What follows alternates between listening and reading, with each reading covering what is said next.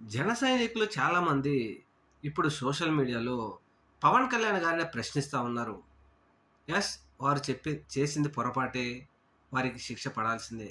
అయితే ఇక్కడ ఇది జరగడానికి ప్రోత్సహించింది ఎవరు?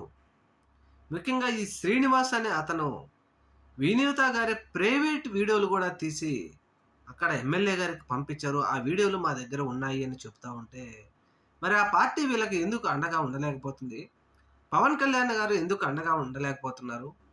ఎందుకంటే తన సొంత పార్టీ కార్యకర్తలకు, నాయకులకు తెలుగుదేశం పార్టీ వారి చేతిలో ఇటువంటి అవమానాలు జరుగుతా ఉంటే, ముఖ్యంగా మొన్న ఒక ఆయన్ని చూసాం, టీవీ రామారావు అనే అతన్ని తెలుగుదేశం పార్టీ వాళ్ళు మాకు అన్యాయం చేస్తున్నారు అని చెప్పేసి రోడ్డు మీదకొచ్చినందుకు ఆయన పార్టీ నుంచి సస్పెండ్ చేశారు.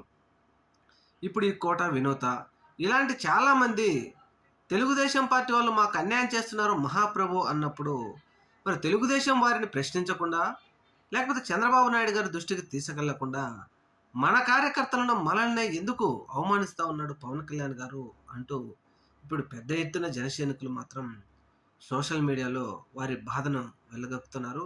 ఏది ఏమైనా ఒకప్పుడు పవన్ కళ్యాణ్ గారు చెప్పినట్టు రౌడీ పార్టీలు లేకపోతే గూండాల పార్టీలు అనేవి, రౌడీలు గూండాలు ఇప్పుడు జనసేనలోనే బయటపడటం మాత్రం అత్యంత బాధాకరం.